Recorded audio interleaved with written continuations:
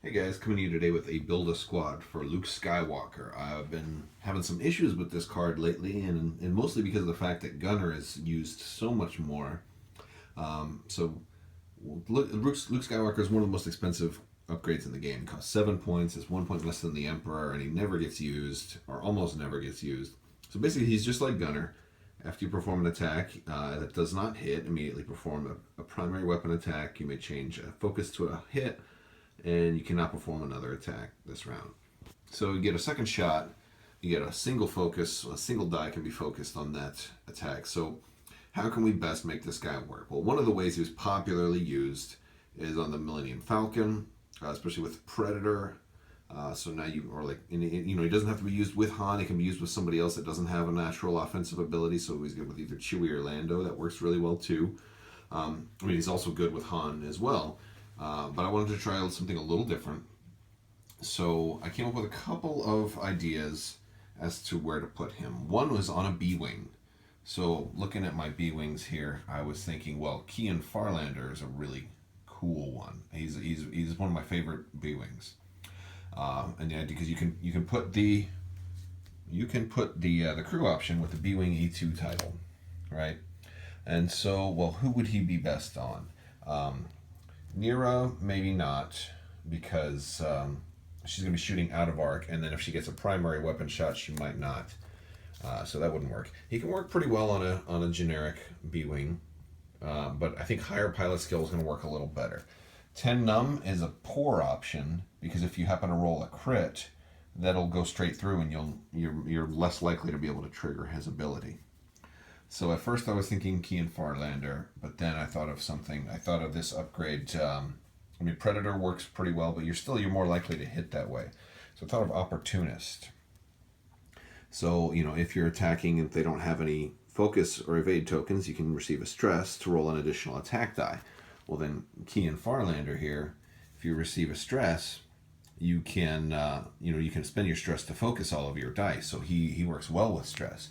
But then you're better off just using Gunner instead of Luke Skywalker, because it doesn't take advantage of Luke's ability, because Kian will already have the ability to remove the stress to turn all focuses into hits. So then, well, wait a second, what about his little brother here, Ibtisam, or sister, I guess. Ibtisam, if you have a stress, you can reroll one of your dice. Well, that's great. So the idea here, so I put it together, I said, all right, so let's pull Ibtisam down. Now let's give Ibtisam the B-Wing, E2, Luke Skywalker, and Opportunist. So now we have a nice build, and the idea here is Ibtisam shoots, misses, or if Ibtisam hits, then that's fine, and you hit with the B-Wing. If Ibtisam misses, then or let's say the other person has a focus or evade. On the first shot, we force them to spend that, to defend against the attack.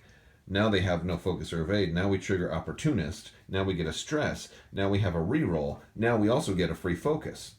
You see? So, and an extra die.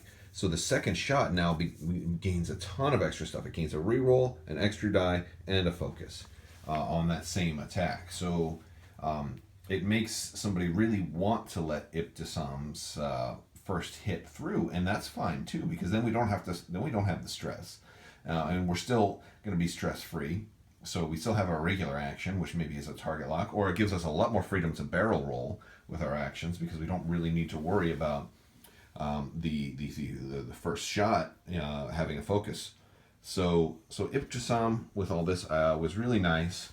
To put this together, I was thinking of some other support abilities. I wanted to put Wingman on somebody that works well with Aaron Kraken, but I ended up going with. So this was a good option. Now right here we're looking at 7, 11, 12. This is 40 points just on this. So that's and I don't want to have just a 2-ship list. So I gotta have something cheap so I have enough points for other stuff. And I think I ended up with another support ability for Ibtisam. So I like a ton of bot here.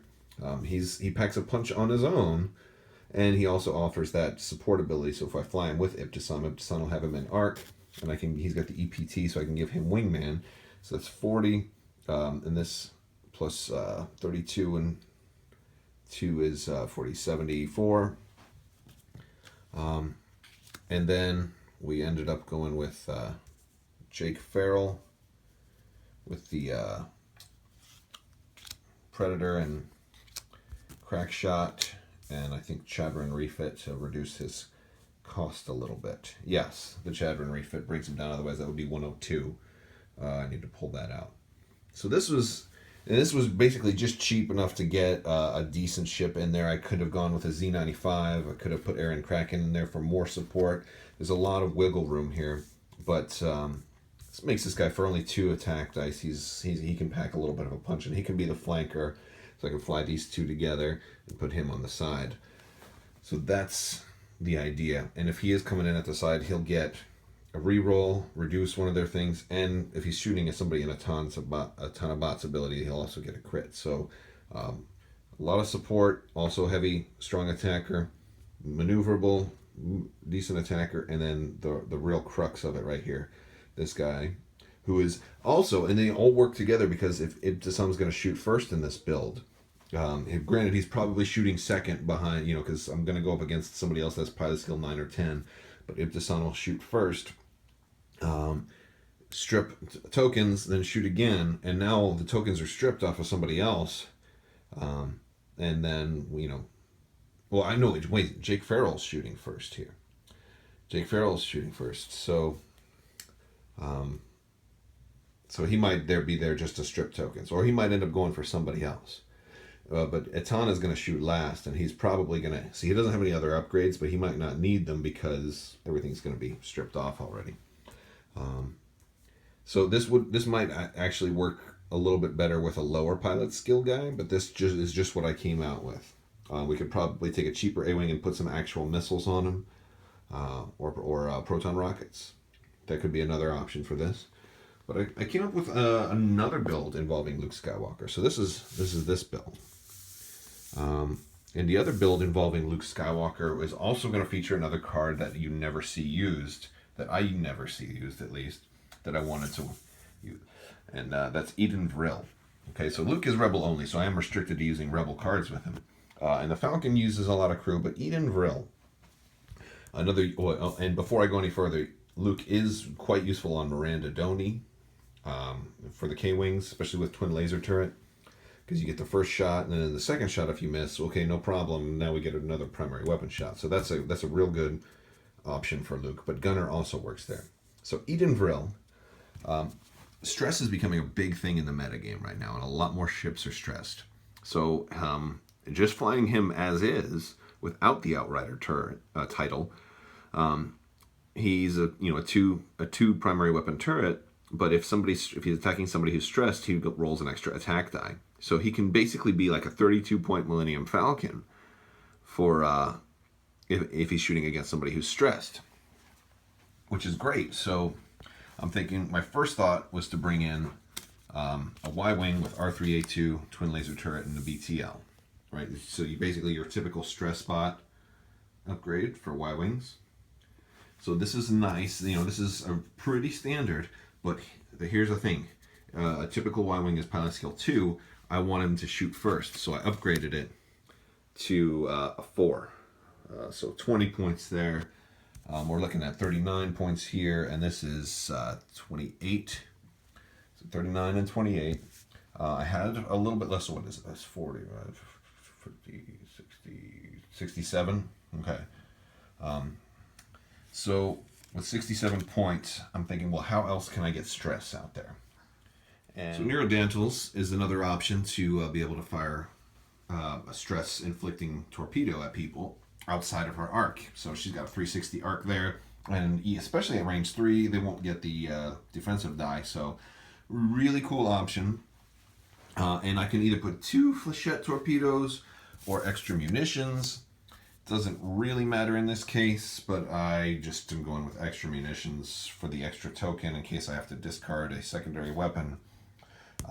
Then that'll go. Alright, so we can always get rid of the token that goes on extra munitions. Alright, so right now with Neurodantals and either 2 flechette torpedoes or extra munitions, Gray Squadron pilot there as a stress bot, and Eden Vril with Luke Skywalker, I'm at 97 points. So I got 3 more points. Nira has an EPT. I could give her Predator to help those flechette torpedoes hit. As it stands right now, my pilot skill is okay. I've got a 5 and a 4 shooting before a 3. So that's good. But one of the things I also wanted to try out is a new upgrade I haven't used yet, and that's ion projectors. And so I can toss that on Eden Vril because it's large ship only, and then if somebody hits me, then they can get an ion token. Well, for pilot skill 3, I have a good chance of moving before a lot of ships. I can block a lot of ships with a large base. They're already going to be stressed anyway, so adding an ion, or the possibility to ion, could really have synergy with this build, since we're handing out stress, and now ions also for free. That doesn't require an ion attack. So I like that idea. That'll be fun. And that leaves me with 1 more point, and I can just toss a Veteran Instincts on Neradantals, or we could do Crack Shot, or there's a lot of other options that we could do. So Veteran Instincts there on Neradantals, that brings us to 100 points. Now she's at pilot skill 7, which isn't that high, but you can swap a lot of other 1 point upgrades on for the EPT. So that's what we got here. There were 2 builds. I've actually flown both of these in the way that I'm showing you, but they have a lot of wiggle room. This could come off, this could come off, and there could be a Predator on there. You could upgrade this guy to a named, maybe Horton, or maybe not Horton, but maybe Dutch. Dutch would give Nira her target locks. If you flew them together, that would work. You'd have to pull points from somewhere else. Ion Projector and Veteran Instincts could work. You might go with only 1 flechette torpedo. There's a lot of other ways to do this.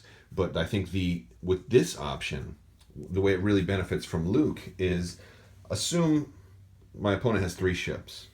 Let's say I've stressed 2 of them, or even just 1. I fly Eden Vril. I try to get him within range 1 of the ship that I really of the stressed ship that I want to target. Let's say I'm going up against Palp Aces, just in this example. I want to take out the Emperor's shuttle. Okay, no problem. I fly in, I get within range 1 of the shuttle, hopefully in a way that he can't return fire. I stress the shuttle. Okay. Now what I do, from when it's Eden Vril's turn to shoot, maybe I take a range 3 shot at Soontir Fel. Maybe I take that range 3 shot at Soontir Fel just for the purposes of missing and then triggering Luke Skywalker. Now, for the second attack, I don't have to go with the same person. So now I have the range 1 shot on the shuttle with Luke Skywalker and the extra die for being stressed and for being range 1. So I'll go from 2 dice to 4 dice that way. So that's, and that's more in how you fly it rather than just the build. You're not always going to have the option. And of course you take the chance if you roll all blanks on the attack against the shuttle. But if you're going up against a ship with like a decimator or a shuttle, maybe you take a hard to hit shot first. And then, in that case, if you do happen to just hit Soontir Fel at range 3, well, that's awesome. Maybe you make him lose his stealth device that way, even if it's only 1 damage. That's probably worth it, So, yeah, so that's, those are my builds. And this has been a Build-A-Squad with Luke Skywalker. Thank you.